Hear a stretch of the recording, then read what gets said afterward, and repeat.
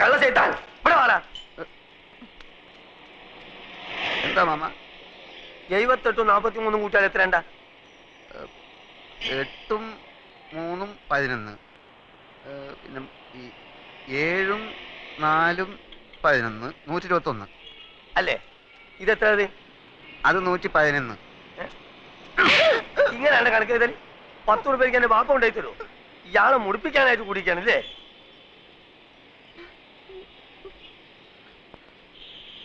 ഈ എന്താണ്ട് കുന്തം മുണിക്കമായിരിക്കണേ? അന്റെ മൂന്ന കാണാനല്ലേ എരപ്പ ഈ ആൾക്കാർ വന്നിക്കണേ? പോയി പണി കള്ള ലക്ഷണങ്ങൾ.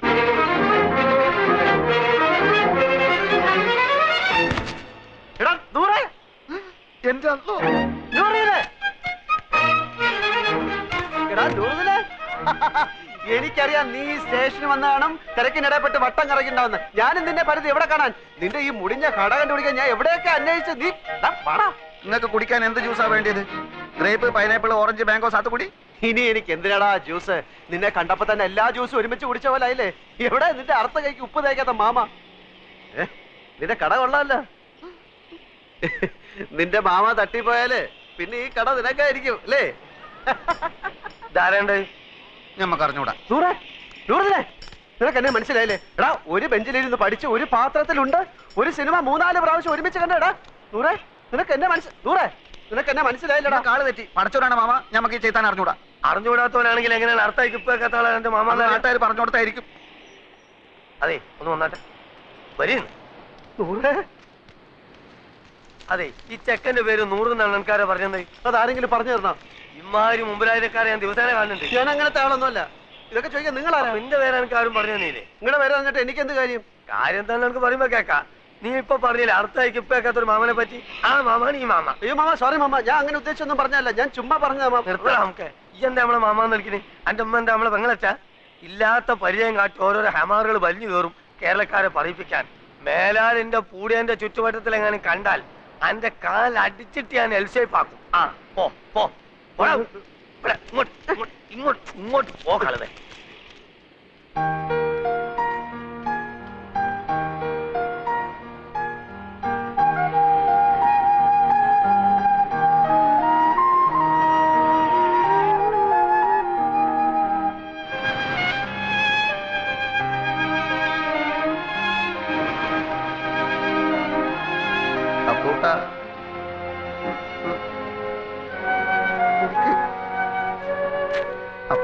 ഈ കടപ്പുറം നിന്റെ തറവാട്ട് വകയൊന്നുമല്ല. നിനക്ക് എന്നെ അറിയില്ലല്ലേടാ പൊന്നി. എടാ സ്കൂളിൽ പഠിക്കുമ്പോൾ ഞാൻ നിനക്ക് എത്ര ഐസിക്ക് വാങ്ങിച്ചു തന്നിട്ടുണ്ടോ? എടാ എല്ലാ കണക്ക് പരീക്ഷയ്ക്ക് നീ എന്റെ പേപ്പർ കോപ്പി അടിച്ചല്ലേടാ ജയിച്ചത്? എടാ 8ാം ക്ലാസ്സിൽ പഠിക്കുമ്പോൾ ഹൈമാവതിയുടെ ചോറ് കട്ട് നിന്നതിനെ നിന്നെ സ്കൂളിൽ സസ്പെൻഡ് ചെയ്തപ്പോൾ ഞാനല്ലേടാ കുറ്റം ഏറ്റെടുത്ത് നിന്നെ രക്ഷിച്ചത്? പറയടാ. കഴിഞ്ഞ എന്ത് കഴിഞ്ഞാന്ന് പറഞ്ഞു കഴിഞ്ഞോന്ന്? കഴിഞ്ഞെങ്കിൽ ഞമ്മക്കും ചിലത് പറയാനുണ്ട്. എനിക്ക് കേൾക്കണ്ട. എന്നാ ചെവി പൊത്തിക്കളാം. പലിശക്ക് പണം കൊടുക്കുന്ന മാമാന്റെ ആട്ടും തുപ്പും സഹിച്ചിട്ട് നമ്മളിവിടെ കയ്യ. എന്തിന്? മൈമുനേനെ മറ്റാരും തട്ടിക്കൊണ്ടുപോകാതിരിക്കാൻ വേണ്ടി. ശമ്പളമില്ല, നല്ലൊരു ഷഡ്ഡി വാങ്ങാനുള്ള പൈസ പോലും അയാൾ തരില്ല. സഹിക്കുക. അങ്ങനെ ഇരിക്കുമ്പോൾ കഴിഞ്ഞ കൊല്ലം നാട്ടിൽ നിന്നൊരു പഹയം വന്ന് ചാടി. നമ്മളെ കോയിക്കലെ മൊയ്തൂക്കാന്റെ മോൻ ഖാലിദ് നമ്മളെ കൊണ്ടാവും പോലെ അവനെ നമ്മൾ സൽക്കരിച്ച് ഒടുക്കം മാമാന്റെ കയ്യിൽ നിന്ന് 500 റുപ്യ വാങ്ങിയിട്ട് മുങ്ങിക്കളഞ്ഞു. അതിനുശേഷം നമ്മളെ കൂട്ടുകാരനാന്ന് പറഞ്ഞിട്ട് ആര് വന്നാലും മാമാന്റെ അടി ഞമ്മക്ക. ആ ഒറ്റ കാരണം കൊണ്ടാണ് അപ്പൊ കുട്ട അറിയാത്ത പോലെ നമ്മൾ ആക്ട് ചെയ്തത്.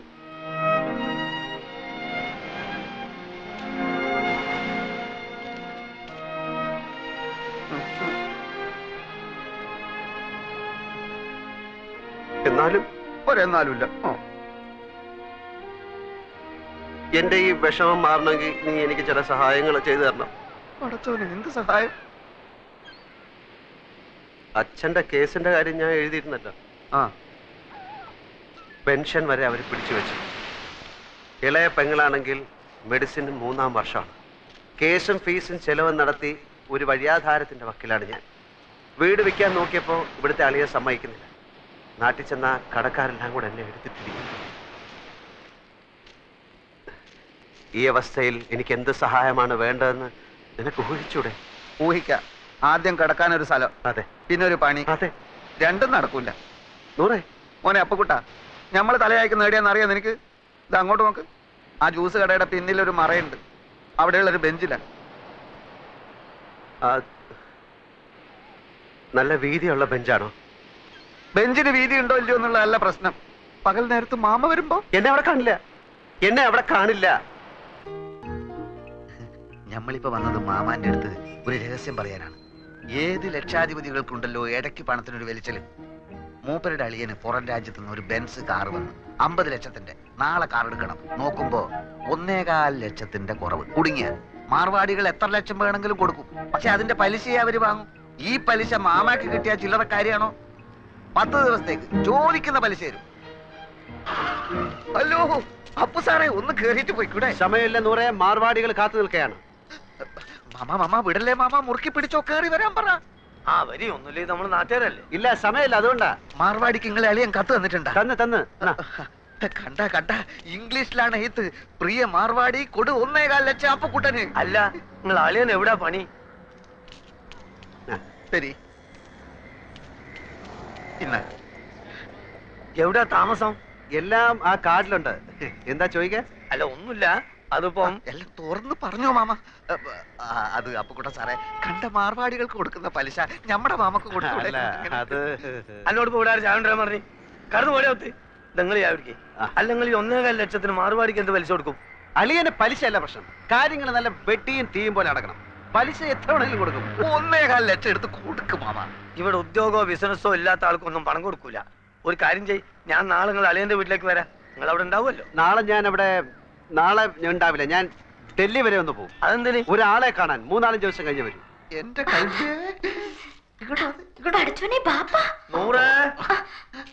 നൂറേ, എന്താ മാമ? എന്റെ കൂട്ടുകാരൻ പോവാണ്. നൂറോടെ വാ. ഇല്ല, ഓൻ വരുന്നില്ല, ഓൻ ഇവിടെ പണിയുണ്ട്. നിങ്ങൾ പോയിക്കോളി. അപ്പൊ ശരി, ലേശം കാര്യം. എന്ത് കാര്യ മാമ? ഈ എന്തിനാണ് ഇപ്പൊ അർജന്റായിട്ട് അടുക്കളയിൽ പോയത്? കപ്പുണ്ടൊക്കെ? എടാ, പ്രായം കഴിഞ്ഞ ഒരു പെൺകുട്ടിയില്ലാവത്ത് എത്ര കിട്ടിയാലും പഠിക്കൂലെന്ന് വെച്ചാൽ.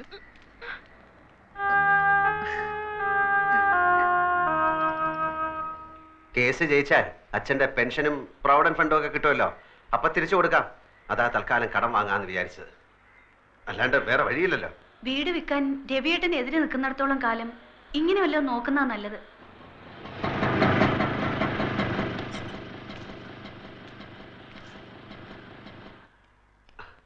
അവരെ കാണുന്നില്ലല്ലോ. 10:30 മണിക്ക് വരാന്ന് പറഞ്ഞ 2 ദിവസം ഞാൻ കുളിക്കുകയോ ഷേവ് ചെയ്യുകയോ ഒക്കെ ചെയ്തു. അതിനെന്താ, ചേട്ടൻ ഇവിടെ കുളിക്കാലോ.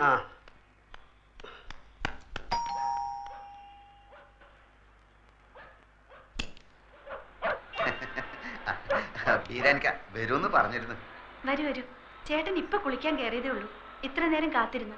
ഇരിക്കൂ. രവീന്ദ്രനാഥ് മിസ്സിസ് ആണല്ലേ? അതെ ചേട്ടാ, ദേ കാശിന്റെ ആൾക്കാർ വന്നു.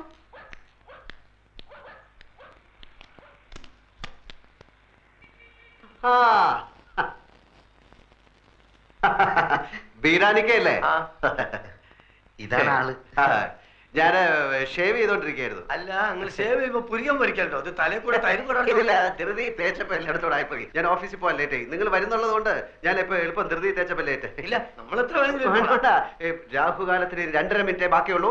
ഞാൻ ബീരാനിക്കെ പോലെ ഒരു വലിയ മനുഷ്യന്റെ ആദ്യമായിട്ട് ക്യാഷ് വാങ്ങിക്കാമല്ലോ. അപ്പം നമുക്ക് ലേറ്റ് ആക്കട്ടെ, രാഹുകാലം തെറ്റിക്കാതെ. ദിലിപ്പത്തിന്റെ ഒപ്പിട്ടേക്ക് സത്യമുള്ള പൈസ ആയതുകൊണ്ട് പലിശ കുറച്ച് കൂടുന്നേ ഉള്ളൂ. സാരമില്ല, ആവശ്യക്കാരന് ഔചിത്യമില്ലല്ലോ. ഇവിടെ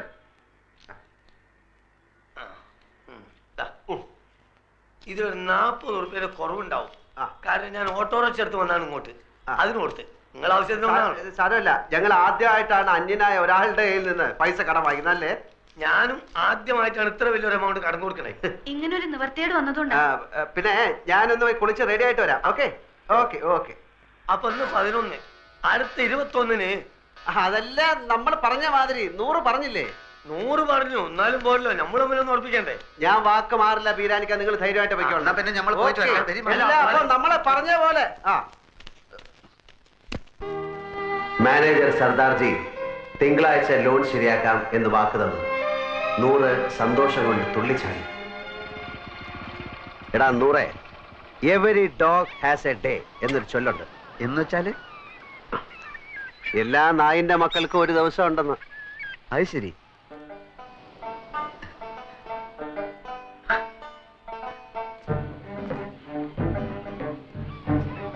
നൂറേ, നൂറേ ഉപദ്രവിക്കല്ലേ, നമ്മളൊരു കിനാവ് കാണാണ്. പണമില്ലാത്ത ഒരു കിനാവ് കാണാൻ പാടില്ല എന്നാ പറയാ.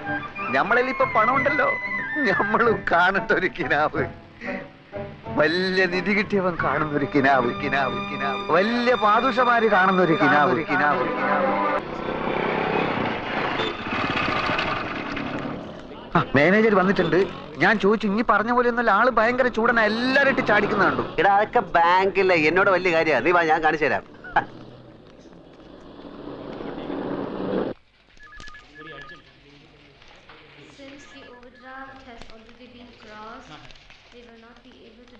ഉച്ചക്ക് ഞാൻ വരില്ല. ഇവിടെ കഴിച്ചോളാന്ന്. ഇവിടെ നേരത്തെ ഇരുന്ന മാനേജർ ഒരു സർദാർജി മൊത്തം കുളമാക്കിട്ട് പോയിരിക്കാണ്. വേണ്ടെന്ന് പറഞ്ഞില്ലേ? സാറ് പുതുതായിട്ട് വന്നാണല്ലേ? നേരത്തെ ഇരുന്ന സിംഗ് സാറിനെ എനിക്കറിയാം. സാറിന് പൂ, സാറിന്റെ പൂ എടുത്തോണ്ട് പോണോ? പൂ എനിക്ക് അലർജിയാ.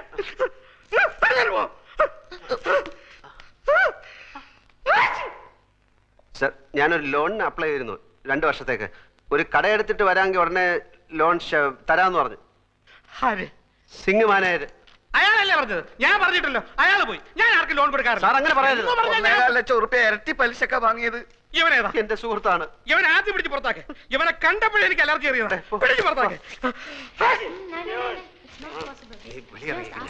സോപ്പിട്ടിട്ട് വരാം. സർ, സർ, എന്താ തന്റെ പേര്? അപ്പുക്കുട്ടൻ. ആപ്ലിക്കേഷനിൽ ജി അപ്പുക്കുട്ടൻ നായർ ചേരിയിലെന്നാണ്. സാറിന്റെ പേരെന്താണ്? ഇയാളുടെ കൂടെ പോയി തന്റെ ആപ്ലിക്കേഷൻ തിരിച്ചു മേടിച്ചോണ്ട് പോയിക്കോളൂ. സാർ, ഞാനൊരു മലയാളിയാണ് സാർ. അതുകൊണ്ട് എന്നെ തരില്ലെന്ന് ഉറപ്പിച്ചത്. മലയാളിയിൽ നിന്ന് കേട്ടാ എനിക്ക് അലർജിയാ. സാർ, ഞാൻ ആത്മഹത്യ ചെയ്യും സാർ. ലോക ചരിത്രത്തിൽ ഇന്ന് വരെ ബാങ്ക് ലോൺ കിട്ടാത്തതിന്റെ പേരിൽ ഒരാൾ ആത്മഹത്യയായിട്ട് ഞാൻ കേട്ടിട്ടില്ല. ആ കണ്ടിട്ടാണോ? Please get out. Sir, please പിടിച്ച് പുറത്താക്കണോ? സാർ, പ്ലീസ് സാർ, പറയുന്നൊക്കെ. രാവിലെ ഞാൻ ഓരോരുത്തന്മാർ കെട്ടിയെടുത്തോളൂ. പൂവും കായും. ഇനി നമ്മൾ എന്ത് ചെയ്യണം? നമ്മളോ? എനിക്കെന്താ കുഴപ്പം? 2000 റുപ്യന്റെ പണി, മോട്ടോർ സൈക്കിള്, താമസിക്കുന്ന സ്ഥലം എല്ലാം ഉണ്ടല്ലോ. ഞമ്മക്കെന്താ ഉള്ളത്? മാമയും പോയി, മൈമനെയും പോയി. കയ്യിലാണെങ്കിൽ കാശില്ല. പടച്ചോനെ കണ്ണിലിരുട്ട് കയറുന്നത് പോലെ തോന്നുന്നു. അത് സന്ധ്യ ആവാൻ പോകുന്നോണ്ട് തോന്നുന്നായിരിക്കും. എന്ത് ഇരുട്ട്? അപ്പൊ നെഞ്ചിൽ കത്തിക്കൊണ്ടിരിക്കുന്ന തീയ? എടാ, എന്റെ അവസ്ഥ ഒന്ന് ആലോചിച്ച് നോക്ക്. ഒരു പൂവെടുത്ത് ചെവിയിൽ വെച്ചിട്ട് റോഡിൽ കൂടി ഒന്ന് ഓടിയാലോ എന്ന് ആലോചിച്ചിരിക്കുകയാണ് ഞാൻ. എന്തൊക്കെ ബഹളങ്ങളായിരുന്നു. 3000 ഇവിടെ, 5000 അവിടെ, 25,000 രൂപന്റെ പാപ്പനം. നമ്മളൊന്നും പറയുന്നില്ല. നീ കൂടുതൽ വർത്താനൊന്നും പറയണ്ട. നിന്റെ അത്യാഗ്രഹം കൊണ്ടാ കിട്ടാനുള്ളതും കൂടെ കിട്ടാതെ പോയത്. പാദുഷയുടെ സ്വപ്നം. ഇടാ, സ്വപ്നം കാണുന്നതിന് ചില അതിരൊക്കെ ഉണ്ട്. ദൈവത്തിന് നടക്കാത്തൊന്നും സ്വപ്നത്തിൽ കാണാൻ പാടില്ല. പട്ടിണി പണ്ടാരം പാദുഷയുടെ സ്വപ്നം കാണുന്നു. അതെന്നാ കിട്ടാനുള്ളത് കൂടെ ഇല്ലാതായി പോയത്.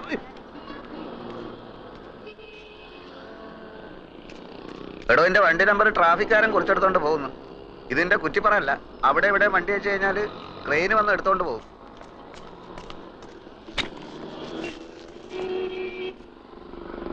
ബാങ്ക് മാനേജർ മാറിയത് എന്റെ കുഴപ്പം കൊണ്ടാണോടാ എന്ന് നമ്മൾ പറഞ്ഞ? പിന്നെ നീ എന്റെ ഉമ്മയ്ക്കും ബാപ്പയ്ക്കൊക്കെ പറഞ്ഞത് ഏത് കെയറോഫില്? ഇന്നെ സഹായിക്കാൻ വന്നിട്ടില്ലേ നമ്മൾ ഈ ഗതിയിലായത്?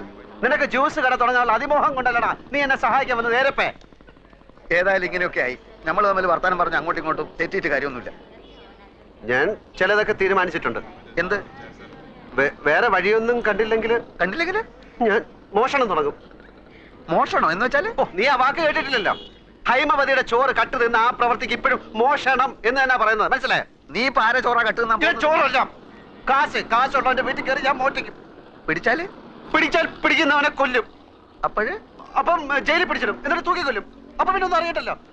അപ്പൊ കൂട്ടാ, നിനക്ക് ചെവിയിൽ പൂവും വെച്ച് റോട്ടിൽ കൂടെ ഓടാൻ നേരായി.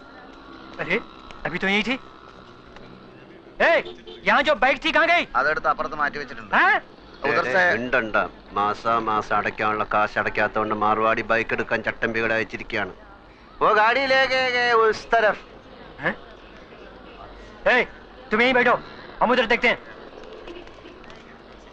അവന്മാർക്ക് നിന്നെ കണ്ടിട്ട് മനസ്സിലായില്ല. മാർവാടിയല്ലേ എന്നെ കണ്ടിട്ടുള്ളൂ, ചട്ടമ്പികൾ എന്നെ കണ്ടിട്ടില്ലല്ലോ. തൽക്കാലം ബൈക്ക് വിട്ടിരിക്കട്ടെ, നമുക്ക് പിന്നെ എടുക്കാം.